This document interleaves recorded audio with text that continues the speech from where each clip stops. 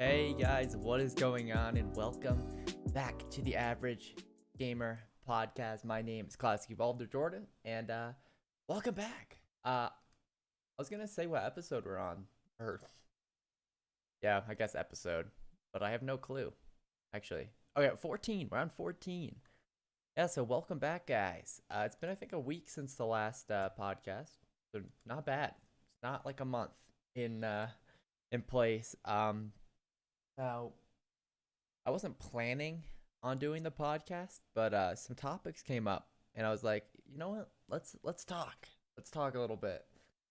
So let's kind of get into it. So the first thing, I guess we'll just talk Call of Duty like we always do. Obviously, if you guys don't know, huge into Call of Duty. I mean, if you go just down in the channel, you'll see it's primarily Call of Duty. Uh, but Call of Duty still since last week, pretty eh. Obviously, so since the last week, obviously last week and even a week before that, we were running into the issue on Call of Duty where the 7.25 shotgun claymores and M4s were god tier, right? Um, and they got nerfed a little bit, but the game still plays pretty much the same. You're running into claymores. The 7.25 shotgun still really good. And the M4 is still the best gun in the game without a doubt. The only difference now,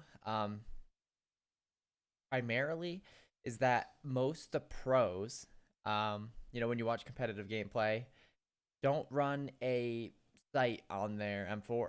They just use the iron sights because in this game, running any sort of sight in certain attachments makes your, I guess, aim down sight speed longer, and the iron sights aren't that bad. So most people are just saying screw it and using the iron sight so they can have that little bit of increased aim and speed, because this isn't, Black Ops 4 where you can spam ADS with the SOG going lightning speed, shouldering a corner. Aiming it takes a little bit. It actually does. And people who sit there, mounted, pre-aiming a spot are at the advantage. So especially if you're running a gunning, and obviously, in competitive play with hard point and domination, you are running around a lot. You have to, take every advantage you can get to have that faster aim in speed, because I mean, you have to try to aim in as fast as physically possible to try to combat people who are just kind of set up already. And that goes with any Call of Duty, but especially with this one with the aim and speed. So, a lot of people are just running the iron sights on the M4, but overall, the game hasn't really changed, and they did release 2 new maps. Uh, I wish I knew the names of them, but I don't. One's like a lot more close quarter map, like really close quarters. Like you can run around with a shotgun and do really well, especially the 7.25, which is still very, very good. Uh, and that new map is actually pretty decent. It's a 3-lane map. It's pretty basic, and it's pretty fun, to be honest. It's a little hectic, trying to get streaks and whatnot is a little, you know, but they also added a new ground war map that I haven't played yet. But it looks pretty good from the stuff I've seen from it. It's like on a farm, but it's foresty, kind of nice. It literally reminds me of a Battlefield map. I wouldn't say Zavo 311 or Battlefield 4 because that's actually a really good map. But yeah, it's not terrible. Not terrible. It's probably the closest thing to a Battlefield map though that we've seen. I know a lot of people say, "Oh, this game feels like Battlefield, especially the ground war mode." Nah. I don't know if people haven't played Battlefield, but this game plays nothing like Battlefield. I'm gonna be honest. I'm level well, I don't, I won't even say it. I mean, I'm level 100 on 3 different accounts on Battlefield 4, Xbox 360, PC, and PlayStation. And then Battlefield 3, I hit like 80 on Xbox 360, and I don't even know what I am on PC. Battlefield 5, I just hit like, I think 30. I don't really like Battlefield 5, but Modern Warfare plays nothing like Battlefield. I hate people who say that because it's just like, nah. honestly, Battlefield 5 might play a little bit smoother than this game. Obviously not FPS wise. The FPS is weirdly in Battlefield 5. Battlefield 4 is runs so smooth, and then Battlefield 5's just even Battlefield 1 ran pretty well for me. So it's I don't know. I mean, obviously they're pushing the engine to the limits and the graphics with Battlefield 5, so I mean you can't complain. But yeah, that's really all there is to Call of Duty. Obviously, we won't see the competitive scene for a few months. I forget when the first event like officially happens, but they just started selling tickets for different teams like opening event. Like all the teams in the league are throwing opening events at their venues, like a little party. The Huntsman, Toronto might have already had theirs. I forget who did, but a lot of the other teams are throwing theirs soonish. They're selling tickets for their opening event, which obviously people will probably be able to go and like play some Call of Duty at and just see the venue and whatnot. Now, if it's anything like the Overwatch League, every venue is gonna look pretty much basically the same in terms of the viewing arena, Then I almost guarantee you the players are gonna like walk out on stage every match or whatever. But I don't know. It'll be interesting to see how the comp scene goes this year. Just in terms of viewing experience, because Call of Duty, it's not low to your budget and quality. They have a pretty good team, like even last year. But I will say, like, they didn't have the greatest uh setups, especially at some of the venues. I went to the Las Vegas event, the first event for Black Ops 4, which was around this time last year. Eh, I'm not even sure. It feels so long ago. I mean, it feels like yesterday that I went to the event, but it's really actually like a year ago, which is crazy. It's actually crazy. Um, the only Call of Duty event I've ever gone to, more for the fact that every Call of Duty event I'd have to either drive 10 plus hours or get a plane ticket, and I don't care enough to go. Like, I would never, now going to a Call of Duty event, I'd never just go to watch unless like there was one in my town or my city or my state, I guess. But they probably never will because there's not even a team in Colorado. So, it sucks, but whatever. I'll be watching online, and hopefully, I'm hoping that I guess, quality. I mean, especially it's $1 million league. The buy-ins are 25 million minimum. Like the quality of everything should be top notch. So I guess we'll see.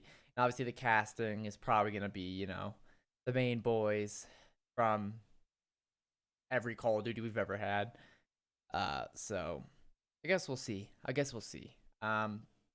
But yeah, that's kind of it for Call of Duty. Something else, another topic, and it was one of the reasons I was like, I kind of wanted to do the podcast today. And you might actually hear a plane going over. Hold on. I closed my window, but you might be still able to hear the plane. Should be kind of gone now. Was the whole I want to talk about though the whole Faze Jarvis or Jarvis situation. If you guys don't know, Faze Jarvis or Jarvis, I don't watch him. I didn't even know who he was until this all happened. He got banned from Fortnite indefinitely for using aimbot, but he used aimbot for a video on an alt account to kind of show it off. But Fortnite banned that alt account and his main account for life, as of right now at least.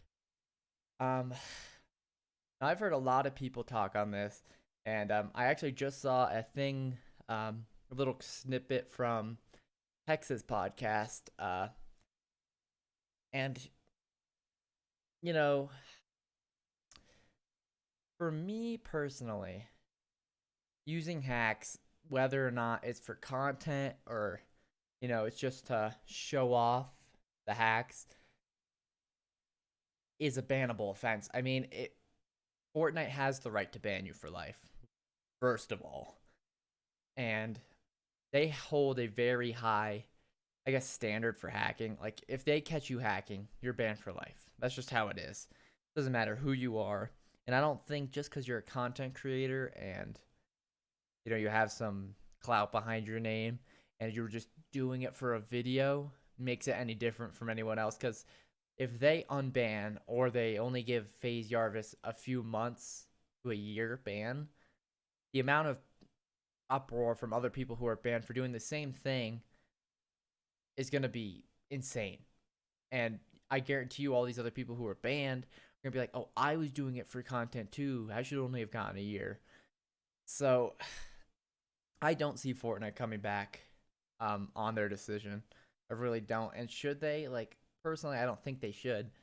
Even if you're using it for, I guess, teaching purposes, and you want to show off what you know aimbot's like with Fortnite, and the consequences. Like he probably had. This is something I heard from Hex's podcast, is where he probably had 3 chances, probably more, to decide maybe I shouldn't upload this. One, when he was downloading the mods, which I mean, when you're downloading mods of aimbot, it's like, come on.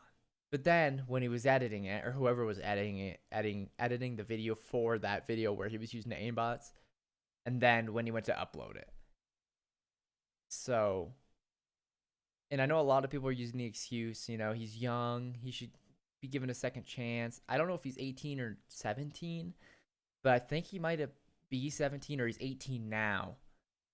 I don't know. But he was a minor. He was 17 when he made it. He's just a kid. But it's like, come on.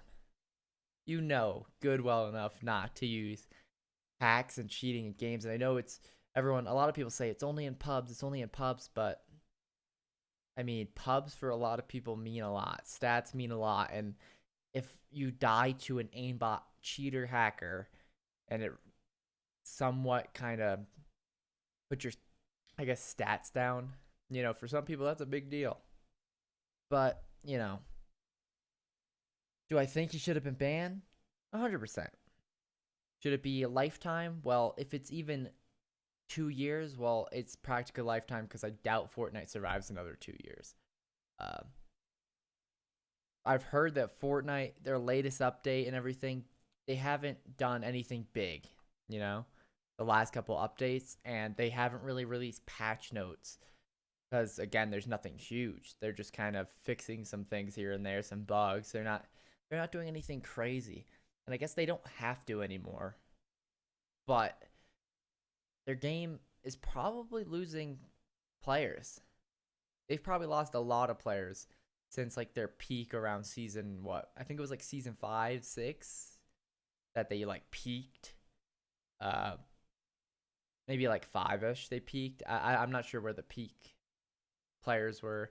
I mean, I was playing in season 1, and then I kind of got back at the end of season 2 when the game started to blow up a little bit, and then it just skyrocketed.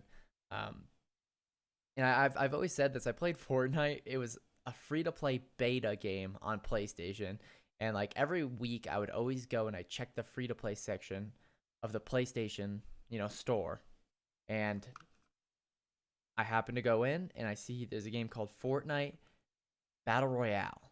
So I click on it, I load in. I'm like, oh, it's like the last person to survive wins. I hadn't really had played many Battle Royales. At the time I didn't really know what Fortnite was, and then I was like, oh, it's a Battle Royale. This makes sense. And it was interesting, to say the least, but I never really got into it. I mean, it was only the beta for it. It was kind of a little eh. The building was kind of cool. I was like, oh, this is kind of cool, and never thought it would turn into what it is now with the whole spam building skyscrapers in 2 seconds. But you know it's I think Fortnite probably now is on a downhill. Forever it'll be on a downslope. They'll never hit where they were. Do I think there will be some roller coasters in their player count? Probably, with a new update, if they do something cool or something. I don't know if they change the map drastically. Um, And I wouldn't be surprised at all if they do an update where, you can go back to the old map or something.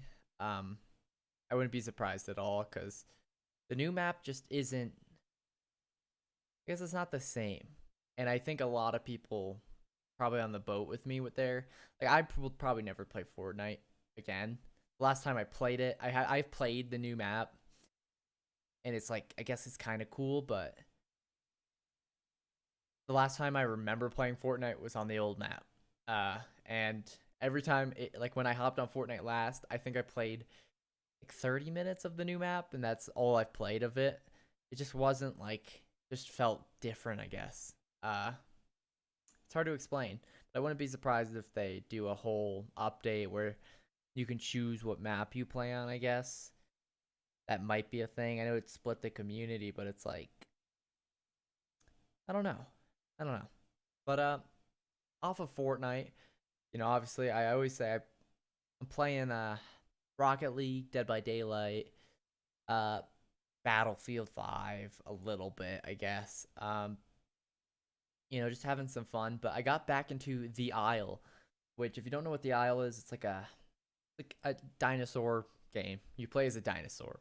You can choose between different dinosaurs, T-Rexes, Gigas, Carnos. You can be different herbivores, whatever. And it's fun. I was into it like probably 4 months ago, 5 months ago, and I played it for like 2 weeks straight, and then I kind of got out of it a little bit. But I've been playing it recently, just trying to have some fun with it, and it's a lot of fun. Um, I will say the game is so hard to like grow up in because obviously it takes time to get to like adult size in the game. So when you load in if you start as a new dinosaur, you load in as like about like a teen dinosaur, like the middle dinosaur. So there's like a baby, there's like the teen, and then you slowly grow into the max size of your dinosaur. So when you first load in, you're about like I guess a teen dinosaur, I don't know, middle dinosaur. You're not big, but you're not like small depending on the dinosaur you are. Um, but people are able to egg you in as their dinosaur. So if you're a herbivore and someone says, "Hey, does anyone want to be a blah blah blah egg?" You're like, "Oh, sure I will." They'll invite you, you accept it, and then you spawn in as a tiny little dinosaur. And honestly, it's one of the only games where, I mean, it's super original with that. Uh, I guess style. So like the other, probably like a couple of days ago, someone in the chat's like, "Does anyone want to spawn in as a some I forget what the herbivore I don't know the dinosaur names that well." But someone's like, "Do you want to spawn in? Does anyone want to spawn in as this?" I was like, "Sure." I spawn in and I leave my little nest and I'm looking around and there's probably like at least 25 herbivores all together just chilling at like this edge of this cliff spot. Now, obviously in the game there's carnivores and there's herbivores, and I didn't realize how like packed the herbivores get. Like they stay together as a pack. Doesn't matter what the herbivore is, they all just stick together in like groups in packs of like 20. And as a carnivore, I've actually never run into the pack, which is so weird. Um, so I will say, back in the day when I was playing, I used to play as a Utah Raptor, and we had this spot called the Utah Rock. And the Utah Rock only raptors could get up to because there's only certain dinosaurs that can jump. Obviously, like the big T Rexes, Gigas, Carnos, the big carnivores, they can't jump because they're huge. But the raptors can jump, and they could actually jump up and like get up on this rock, and they couldn't get attacked from there. But a lot of like T Rexes would kind of circle the end, just try to starve out the raptors. But when there was enough of us, uh, we could kind of defend them off. Um, and it was super fun. But when I started playing like probably a week and a half ago, and me and my brother were playing. We tried to find the rock, and we get to where it was, and they took it away. So I didn't realize this, but they edited a bunch of the map and they took away the rock.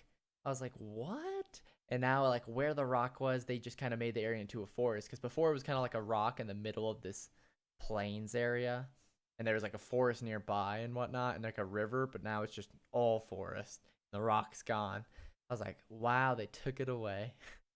It's kind of it's kind of sucks because like the Utahs, like the Raptors, don't really have like a spot anymore. We used to, but not anymore. We kind of just roam. It kind of sucks. So it's kind of been forcing me to try other, dinosaurs. Um, but I've been finding it super hard to grow up as like even a Giga. So like a Giga is like a smaller T Rex. Uh, that's like the best example I have of it. It doesn't grow to be the size of a T Rex, but at like the teen years and even a little bit growing into like the adult years of that dinosaur, you're bigger than your T-Rex counterpart. But once you hit like max growth, T-Rex is bigger than you. Uh, but I think you're faster than it. So there's a trade-off. There's always a trade-off in the game. Like the Utah Raptors are faster than like everything except like two of the herbivores, which are faster. But so like I was a raptor and I was kind of circling this group of T-Rexes, and the T-Rexes can destroy me pretty much. But I'm faster than them and my stamina is so much higher than theirs, so I can run for like forever as a raptor. And so I was just kind of circling them, and obviously there's nothing I can do. I can't really go in and try to attack them because they can two bite me or two shot me. Uh, but yeah, it's really hard because like as a herbivore, food is a lot more plentiful because you can just eat certain bushes and you can smell for the bushes, and there's like a smell in the game, and when you smell if there's water nearby you'll see it, and if there's plants nearby you'll see it. But as a carnivore, when you smell you'll only see water. You don't get a sniff for like meat in the game, so it's a lot harder as a carnivore. And the only way to eat as a carnivore is these AI mobs that will spawn, like dinosaurs that will spawn, and you have to listen for them because they make noise, but sometimes it's really hard to find them and they're not that abundant on the map, so it's like it's a hard life sometimes. And the issue is if you spawn in as like a Giga and you run into a herd of T-Rexes, which is what happened to me and my bro a couple days ago, the T-Rexes are going to just go and attack you because they need food. Doesn't matter that you're both carnivores and you maybe should be friendly, I guess, because you're on the same side, but it's like you need food. And so it sucks. It kind of sucks. And being part of the herbivore group as well is kind of cool because you're part of the herd, but it's a lot of sitting around because you're trying to grow the herd as much as possible. Everyone's like hatching eggs, and spawning in people. And you have to wait for those little guys to grow up so they can actually at least travel with the herd. So it's a lot of sitting around. So it kind of depends. Do you want to risk it and be a carnivore? Or you want to just be with the pack and be safe, I guess. And it's pretty interesting. Pretty interesting. It's one of those different games. And I enjoy playing it a lot. Then another game I've been thinking about getting back into is Squad. It's the military simulator game. I know there's still a good community in it, and I was actually super into the game at one point. I just haven't played it in so long, and it's one of those games where it's like you always got to be communicating and whatnot. Except sometimes you get on squads that are terrible at communicating, and then the squad falls apart throughout the match, and your team gets destroyed. And it's but you get those squads every now and then that are like awesome to play with. But it's just getting back into the groove of that game, and I've been thinking about getting back into it, but I guess we'll see. And obviously, I've been playing Dead by Daylight, Nerf Hillbilly, yeah, kind of it. Obviously, they nerfed Nurse, and since they nerfed Nurse, I have yet to play a Nurse. Been a few weeks since I've seen a Nurse, so yeah, not bad. I hated playing Nurse. But I did get into a match yesterday. So like I play Dead by Daylight, on like hour sprees. I don't like sitting and playing it all day because the game kind of gets me mad a little bit. But we go into a game yesterday. It's my first game, and I'm just like, hopefully it'll be a good game. It won't be terrible. My teammate gets hit, disconnects. Instantly, the killer's on me, and we're playing a Huntress. And I'm looping her, and she lunges and hits me from so far away. And it must have been server lag, but there's no way she can hit me from where she did. Not with the hatchet, like she lunged and hit me. And I instantly just disconnected. I was, it's one of those, like, I hate people who disconnect, but when you disconnect, it literally puts everyone in such a bad spot. Uh, because, well, for one, the killer has less people to kill and less points to get. And on top of that, the survivors have like almost zero chance of escaping now because killer only has to deal with what, like, or 3 people. And honestly, dealing with 3 people isn't hard at all as a killer. Even if it's 3 like decent survivors, if you know what you're doing, it's not that hard. And I was just like, there's no way this kid disconnected after just getting hit. He only got hit and he disconnected. I was like, I'm not gonna sit here and play through this match with a killer who's hitting me in spots I shouldn't be hit because they're probably at like 100 and something ping. It's like, man. And on top of that, like, I want to play killer, and playing killer's fun, but the queues are like 15 minutes long, and I'm not gonna wait 15 minutes to get a match at Dead by Daylight. So, you know, gaming's in a spot, I guess. I'm just playing every game on this earth. I still got to get FIFA 20 though. Still got to get FIFA 20. That's probably the next thing. But you know, I'm just switching off between games. There's no main game, and honestly, I haven't had a main game in like a year and a half, 2 years. Like the last main game I had that I was grinding was, I mean, I guess Dead by Daylight, where I just played it all day. Like I want a game where I can just sit there and play it all day. And right now I just don't have that. It was, you know, probably Dead by Daylight, then Rocket League, and then Battlefield. Then it was Battlefield for like ever, but they haven't made a good Battlefield in a while. Since Battlefield 4. So, yeah. Uh that's kind of it. uh there's not a whole lot else happening, I guess, in the gaming world. I know Friday the new Star Wars game comes out, so that's good. That's interesting. I know Death Stranding came out. I watched Lyric play through it, and it was pretty interesting. It was a little weird, kind of hard to understand, but you know, it was interesting enough to watch, and it was kind of fun at times to watch as well. Uh, but I'll probably never get that game. I don't even know if I'm gonna get the Star Wars game. I'll probably just end up watching like Lyric play it or something, which I know is kind of like sad, but I don't really play single player games that much anymore. I'll probably like the next one I'll probably play is like the next Elder Scrolls. Or no, Elder Scrolls Oblivion, the remaster for Oblivion that dev team's doing. Forget their names now. I actually want to find this.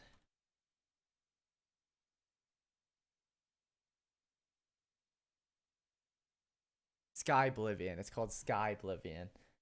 Uh, and it looks crazy good. Now I can't get into Oblivion just because it's like the graphics, I guess. It's so weird, the rendering. I can't get on with it. It literally breaks my immersion from the game. But these guys are doing Sky Oblivion, so they're using, you know, Skyrim, but they're remaking Oblivion on Skyrim.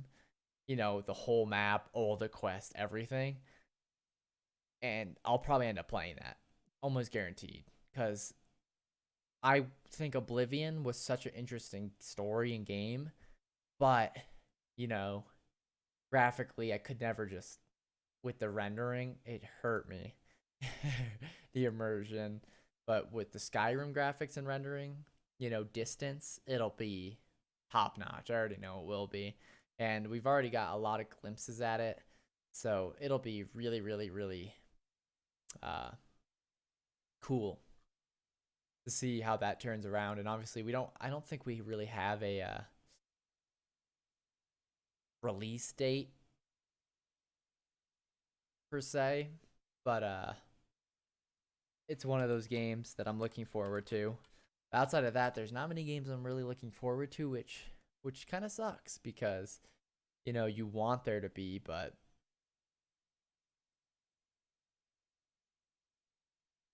it's just one of those things, I guess.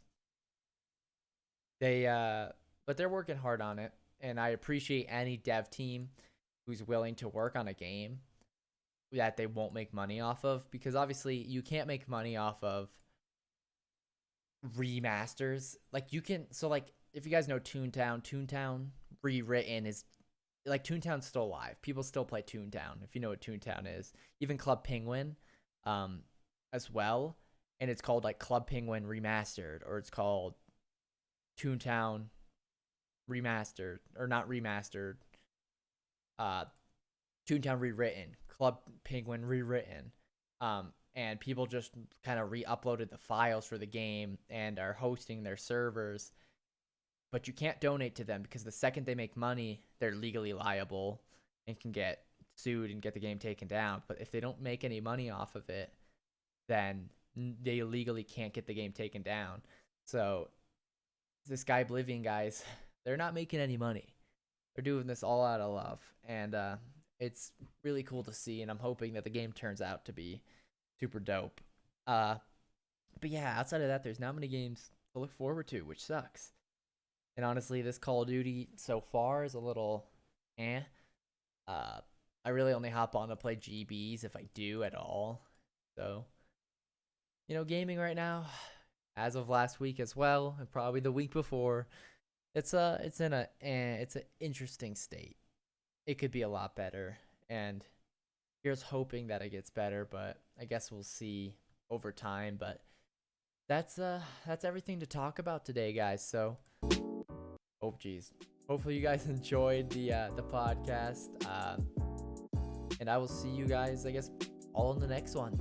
Thanks for watching. Peace.